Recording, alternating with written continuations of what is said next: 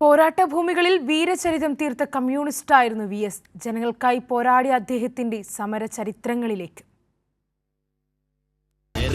ൊരു നേതാവുണ്ട്, കനിവുള്ളൊരു കരളതുമുണ്ട്, അഴലകലാൻ കരളു കൊടുത്തേ വെയിലിൻ കൊള്ളി. അനാഥത്വം കൂട്ടായ ബാല്യം മുതൽ വി.എസിന് ജീവിതമെന്നാൽ സമരമായിരുന്നു. രാഷ്ട്രീയം ജീവിതമായപ്പോഴും മറ്റൊന്നായിരുന്നില്ല വി.എസിന്റെ വഴി. ജന്മിമാർക്കും കുടിയാന്മാർക്കുമെതിരെ 1946 കമ്മ്യൂണിസ്റ്റ് പാർട്ടിയുടെ നേതൃത്വത്തിൽ നടത്തിയ സമരത്തിൽ പങ്കെടുത്ത് ജീവിച്ചിരിക്കുന്നവരിൽ പ്രധാനിയായിരുന്നു വി.എസ്. ദിവാൻ ഭരണത്തിനെതിരെ നടന്ന പുന്നപ്രയിലെയും വയലാറിലെയും തൊഴിലാളി വർഗ സമരങ്ങളും അതിന് നേരിട്ട പട്ടാള വെടിവെപ്പും രക്തരൂക്ഷിതമായ ചരിത്രത്തിന്റെ ഭാഗം.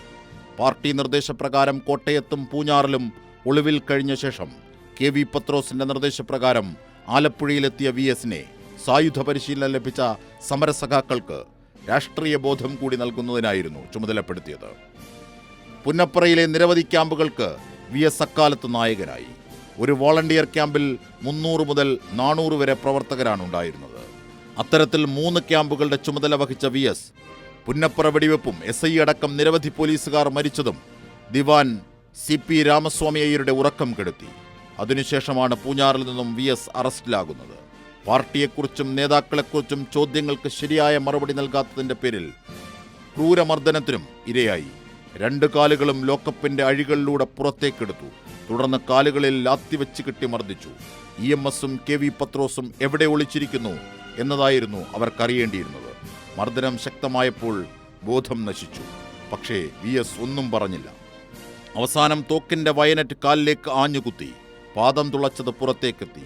പാലാ ആശുപത്രിയിൽ പോലീസുകാർ വി.എസിനെ കൊണ്ടുപോയി ഉപേക്ഷിക്കുകയായിരുന്നു. പിന്നീട് ഇന്ത്യൻ സ്വാതന്ത്ര്യ സമരത്തിലും ആലപ്പുഴ ജില്ലയിലെ കർഷക തൊഴിലാളികളുടെ അവകാശ സമരങ്ങളിലും വി.എസ്. നായകനായും പോരാളിയായും പങ്കെടുത്തു. CP രാമസ്വാമി അയ്യരുടെ പോലീസിനെതിരെ പുന്നപ്രയിൽ സംഘടിപ്പിച്ച തൊഴിലാളി ക്യാമ്പിന്റെ മുഖ്യ ചുമതലക്കാരനും വി.എസ്. അച്യുതാനന്ദനായിരുന്നു. ഇന്ത്യ സ്വാതന്ത്ര്യമാവുകയും കേരള സംസ്ഥാനം രൂപീകൃതമാകും ചെയ്യും മുമ്പ് തന്നെ വി.എസ്. പാർട്ടി നേതൃതലങ്ങളിലേക്ക് എത്തിയിരുന്നു. പ്ലാച്ചിമടയിലെ കുടിവെള്ള പ്രശ്നം, മറയൂരിലെ ചന്ദനക്കൊള്ള തുടങ്ങി ജനകീയ പ്രശ്നങ്ങൾ ഉയർത്തിക്കൊണ്ടുവന്നു. രാഷ്ട്രീയ കേരളത്തിൽ വി.എസ്. അച്യുതാനന്ദൻ എന്ന സമരനായകൻ വഹിച്ച പങ്ക് നിർണായകമാണ്. News desk, Kairali news.